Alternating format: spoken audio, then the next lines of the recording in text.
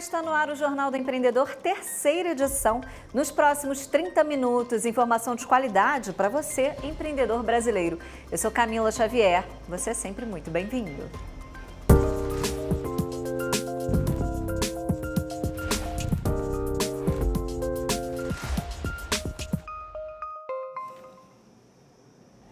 Governo anuncia renegociação de dívidas para empresas no programa Desenrola.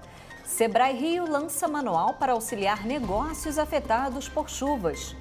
E mais, na coluna Como Investir, o especialista Tiago Godoy fala da reserva de emergência para pequenos negócios. Você não pode perder essas e outras notícias. Você acompanha aqui no Jornal do Empreendedor, terceira edição.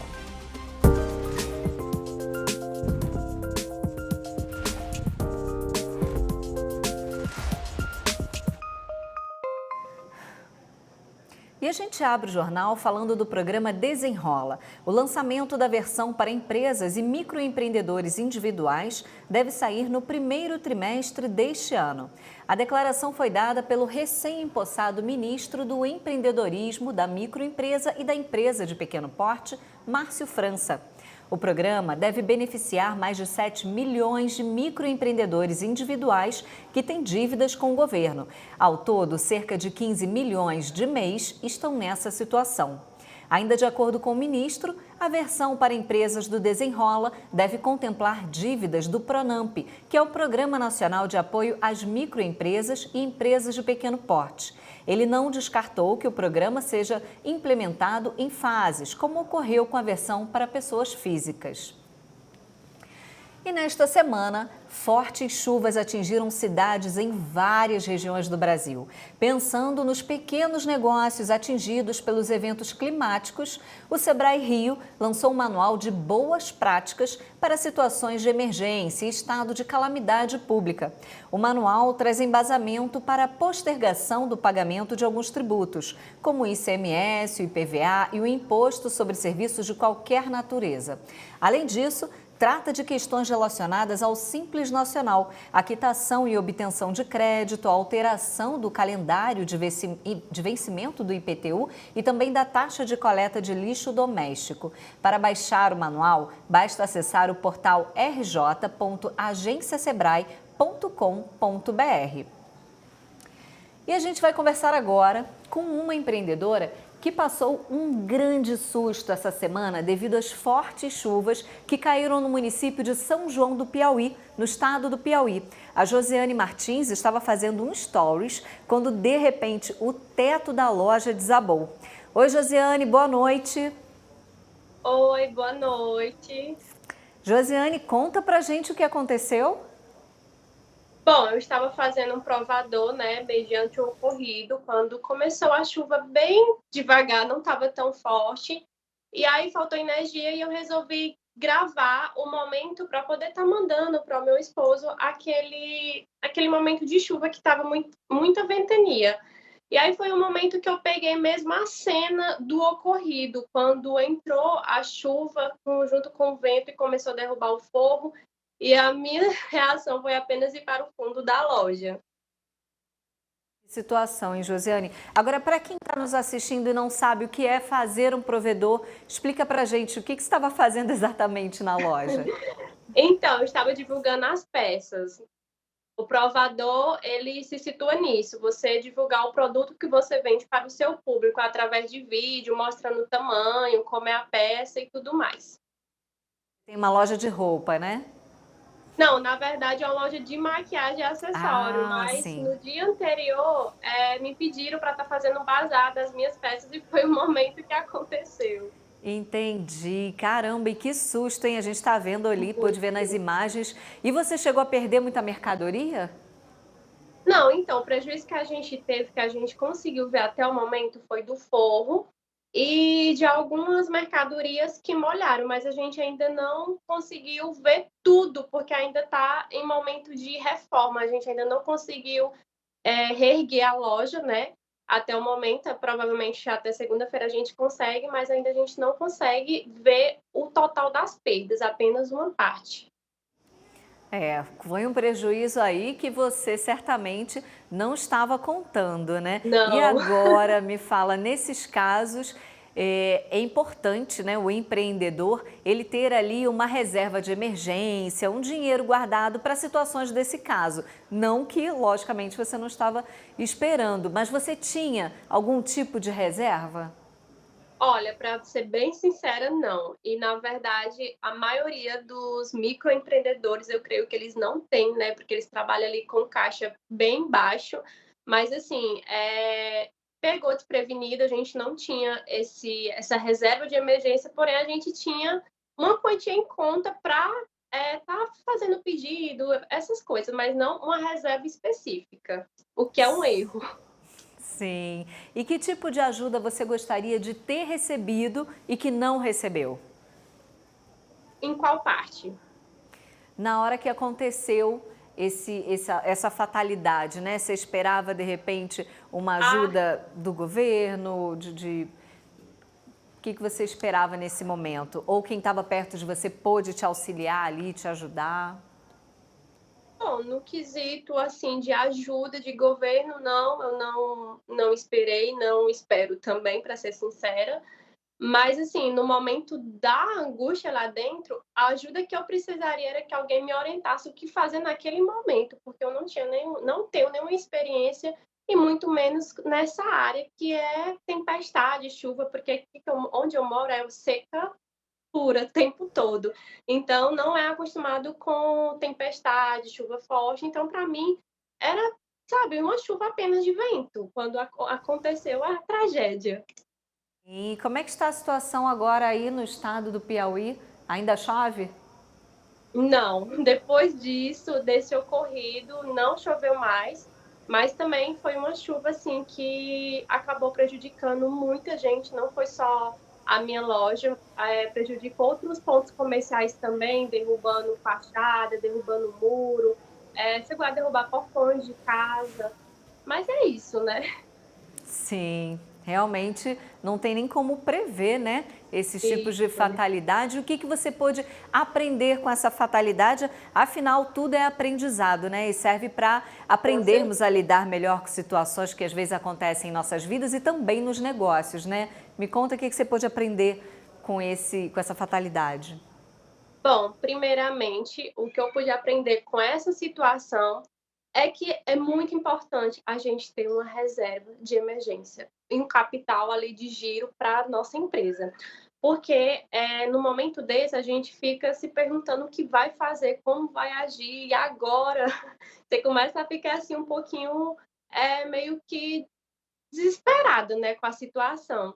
Mas a outra parte também de preparação nesse quesito de chuva e tempestade seria baixar o portão de ferro, porque no momento que aconteceu eu estava muito nervosa, eu nem sequer lembrei de portão de ferro e também nem saberia se baixando ia resolver, porque eu já vi casos de baixar e mesmo assim o vento entrar pelo teto. Então, assim, a minha preparação seria essa, no quesito de uma reserva e de baixar o portão de ferro, que era o de rolo, que eu não baixei. Entendi. Olha, eu quero agradecer muito a sua participação ao vivo aqui com a Imagina. gente, por você ter contado sua história para a gente, viu? E eu desejo que você recupere rápido, né, esse forro aí do teto, para você já poder reabrir a loja, voltar a Com vender, viu? certeza. Muito obrigada pela sua Obrigada a participação. você. Tchau, tchau. Tchau, tchau, boa noite. Boa noite. E quando o assunto são os imprevistos, né? Outro ponto decisivo para o empreendedor é a saúde financeira do negócio. O que vai garantir que o empreendimento tenha recursos para se reerguer é a reserva de emergência. E esse é o tema de hoje da coluna Como Investir. Tiago Godoy, é com você. Olá, boa noite empreendedor, boa noite empreendedora. Me diz uma coisa, hoje na sua empresa, o que aconteceria se você tivesse uma despesa inesperada de R$ 5.000, de R$ 10.000? Você tem esse dinheiro separado para imprevistos? Ou você teria que pegar um empréstimo aí para cobrir essa despesa? Imagina quanta dor de cabeça você vai ter se precisar pegar aí um empréstimo pagando muitos juros de uma dívida que você fez por um imprevisto. Não dá, né? Por isso, Hoje eu vou falar de um assunto que é essencial para a sua empresa, que é a sua reserva de emergência. Eu prefiro falar até reserva da paz, porque é exatamente isso que ela vai te trazer, né? Se você tiver um imprevisto, você vai usar essa reserva e a sua saúde mental não vai ser abalada. Então, você já tem muito desafio como empreendedor, vale muito a pena você focar em construir essa reserva. Bom, qual que é o valor indicado para a sua reserva de emergência? O ideal é que esse valor seja suficiente para cobrir pelo menos 3 meses das suas despesas fixas. Ou seja, suas despesas fixas mensais são de R$10 mil, você vai precisar de R$30 mil na reserva. Suas despesas fixas mensais são R$20 mil, você precisa de 60 mil na reserva e assim sucessivamente, né? Então, eu sei que pode parecer um número alto, mas se você refizer aí o seu orçamento, você vai identificar algumas linhas onde você vai conseguir reduzir. Além, é claro, do seu Prolabore, que pode ser mais apertado por um tempo. Bom, onde investir essa reserva? Por ser uma reserva para imprevistos, significa que você não sabe quando você vai precisar do dinheiro, certo? Então, o investimento precisa ter liquidez, que é nada mais nada menos que a capacidade de se tornar dinheiro rápido no seu bolso. Então, teve um imprevisto, já saca o dinheiro e resolve logo, né? E aí, investimentos seguros com liquidez são Tesouro Selic, que é um título público, rende o mesmo que a taxa Selic, então é uma boa taxa, ou algum CDB de banco grande que renda 100% da Selic, tá? Não tem muito mistério, o importante é focar na construção da reserva. Então, vale muito a pena você dedicar aí o ano de 2024 para construir uma reserva de emergência para a sua empresa. A sua empresa vai ficar mais saudável e você também. A sua paz agradece. Abraço. Pegou as dicas aí, né? No próximo bloco, a gente vai conhecer uma empresa no ramo de saúde inspirada na dedicação entre mãe e filho. Não saia daí, eu volto já.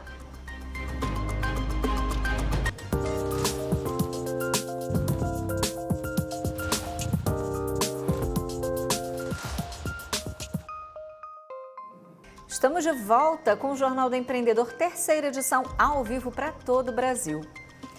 Atendimento com segurança, qualidade e rapidez. Esse é o Padrão Enfermagem, um empreendimento que conecta profissionais da saúde a pacientes. Com 55 unidades espalhadas pelo Brasil, essa rede surgiu de uma história de muita dedicação dentro de casa. E quem conta pra gente é o fundador Rafael Schnoff. Seja muito bem-vindo, Rafael. Muito obrigado, boa noite a todos. Boa noite. Rafael, como é que surgiu a ideia desse negócio? Conta pra gente. Bom, Camila, assim, a minha mãe, ela é auxiliar de enfermagem. E eu, desde pequeno, eu acompanhei esse trabalho dela, né? Para que tu tenhas uma ideia, a minha mãe, ela fez o curso, na época que eu era bebê, de atendente de enfermagem para cuidar de mim. Porque eu era uma criança que tinha bronquite, eu fui internado no hospital. Então, como ela viu toda aquela experiência lá da equipe de enfermagem me atendendo na época, surgiu, né, essa vontade dela de fazer um curso na época de atendente de enfermagem. Então, ela seguiu carreira, depois ela fez auxiliar de enfermagem, né, e seguiu carreira. Eu sempre acompanhei a minha mãe com o trabalho de enfermagem. Aí, depois, quando ela aposentou, a minha mãe resolveu, então, para não ficar parada em casa, ela resolveu fazer serviço de forma particular e autônoma para as famílias, né? Aquelas famílias que tinha um idoso que precisava de acompanhamento em casa, ou um ente, né, que de repente tinha sofrido algum acidente e tinha que se recuperar em casa. Então, ela fazia esse trabalho particular. E eu me lembro que isso foi para mim uma grande inspiração. Só que quando eu comecei a observar esse mercado que a minha mãe atendia, ele não era um mercado formalizado, ele era muito informal. Então havia um problema que tanto famílias corriam risco na hora de contratar essa mão de obra autônoma, que geralmente, né, quando se contrata de forma particular, se corre o risco de ter relação de emprego, como também havia o risco para essa mão de obra que oferecia o serviço, porque é muito comum as famílias elas desvirtuarem a função do cuidador, achando que ele é o empregado doméstico, né? E na época, então, eu vi que havia um nicho de mercado que não estava sendo explorado da forma adequada. Havia muita informalização. Aí foi aí aonde eu tive a ideia de formalizar esse trabalho. E aí eu criei a Padrão Enfermagem. Então, a Padrão Enfermagem, ela é uma empresa especializada na intermediação da mão de obra, tanto da enfermagem quanto de cuidadores de idosos, aonde o cliente que contrata a Padrão Enfermagem, ele já vai ter a qualidade no atendimento, porque a gente faz toda uma seleção especializada dessa mão de obra, como ele também vai ter todo o respaldo jurídico, porque a gente faz essa intermediação de forma regular, como ele vai ter um suporte de atendimento 24 horas, porque como a gente lida com recursos humanos, a gente sabe que imprevistos podem acontecer por parte dos profissionais ou do cliente, e nós estamos sempre atentos para resolver qualquer intercorrência neste sentido. Sim, então a sua mãe ela decidiu aprender enfermagem para poder cuidar mais de você em casa, né? Essa história então ultrapassou os laços maternos e se transformou num negócio aí bastante lucrativo. Você imaginava, Rafael, que seu negócio poderia virar franquia? Eu não imaginava, fiquei até muito surpreso, porque quando eu comecei o negócio, Camila, eu comecei foi em 2006, e na época não tinha nem o conceito de home office, né? Mas por eu ter uma redução de investimento, de recursos financeiros, eu resolvi então abrir em casa, claro que eu formalizei a empresa, só que no decorrer das atividades, eu vi como tem famílias que precisam desse tipo de serviço, elas não querem correr riscos, né? Aí, que quando eu vi a empresa foi, né, criando uma carteira de clientes, de profissionais, ela foi criando força, né? Eu comecei em 2006 e foi quando em 2011 eu pensei assim, puxa, eu acho que esse tipo de negócio, ele cabe para qualquer lugar do Brasil, até porque as leis são as mesmas, os dilemas dos clientes são os mesmos. Aí foi quando eu conheci o sistema de franquias. Fiz todo um projeto do sistema de franquias com a ABF, aí nós fomos aprovados e começamos a expandir em 2011 pelo sistema de franquias. E hoje já contamos com 55 unidades no Brasil.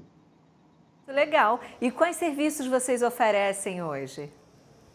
Olha só, a nossa grande especialidade, Camila, é a intermediação da mão de obra, mais especificamente da enfermagem de cuidadores de idosos. Por quê? Porque essa mão de obra, nenhum plano de saúde cobre esse tipo de serviço, que seria os cuidados básicos, que é feito pela mão de obra do cuidador de idosos, ou o assistencial, que ele é feito pela enfermagem. Como nenhum plano de saúde cobre esse tipo de serviço, então ele ficou a cargo das empresas de recursos humanos que são especializadas, que é o nosso caso. E hoje, só para te ter mais uma informação, nós somos a única empresa ou rede de franquias no Brasil que tem esse know-how. Muito bom, Rafael. E os planos para 2024? Olha só, os nossos planos para 2024 é continuar a expansão no Brasil, porque o Brasil é um mercado muito grande, né?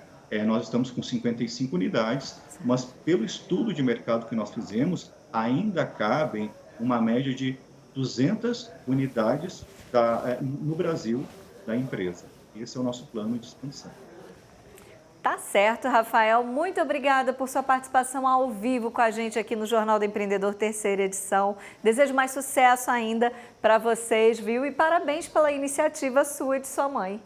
Muito obrigado, Camila. É prazer, né, fazer essa entrevista. Uma boa noite. Ótima noite para você. Que história bacana de se ver, né? Ainda mais que o empreendimento de filho e mãe, é realmente muito amor envolvido nos negócios, não é mesmo?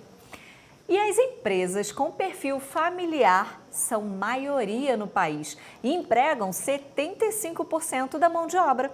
Os dados do IBGE mostram o sucesso que esse modelo de gestão pode alcançar. Veja na reportagem de André Lage. Cortinas e persianas das básicas às mais modernas e tecnológicas. São mais de 14 tipos para agradar a todos os gostos. Além de embelezar os ambientes, a loja Sterman, fundada pela Regina, oferece soluções técnicas. Nós temos uma gama grande de decoração para janelas na área interna e externa também.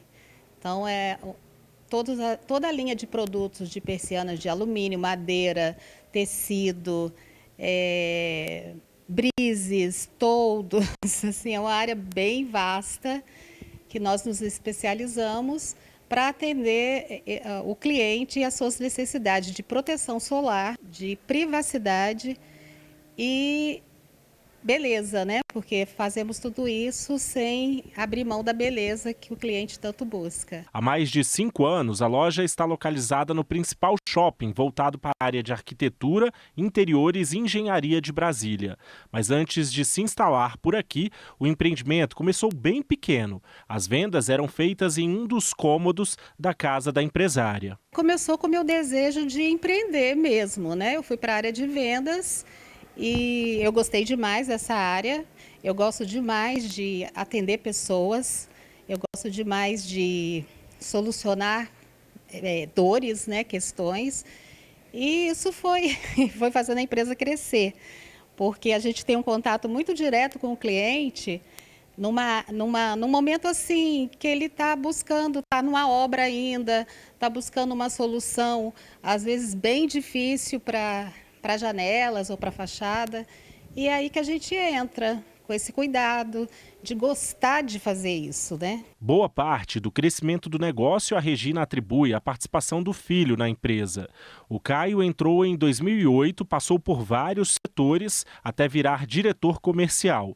Durante sua gestão, a Sterman cresceu cerca de 800%. Eu costumo dizer que o Caio, né, ele é o grande, como é que se diz, mentor da empresa tá onde está.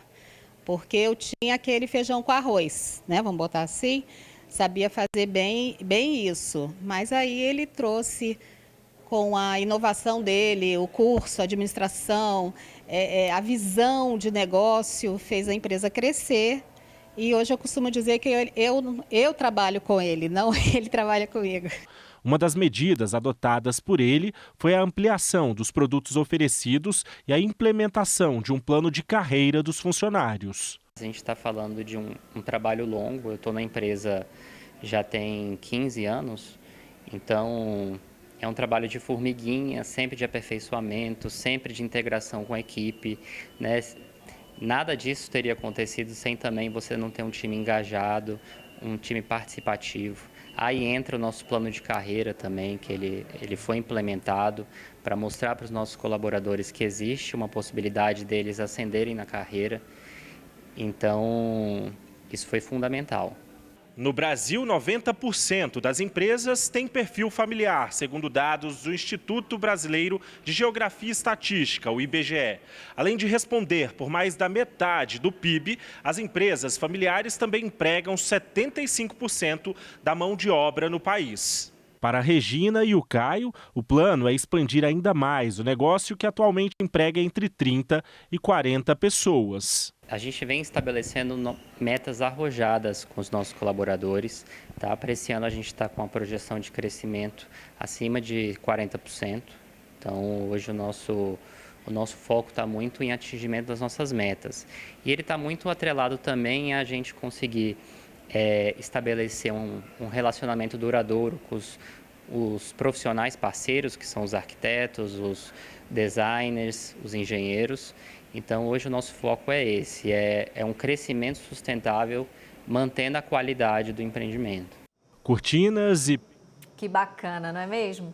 E o Jornal do Empreendedor, terceira edição, fica por aqui. Para você, uma ótima noite. E a gente se vê amanhã. Eu te espero.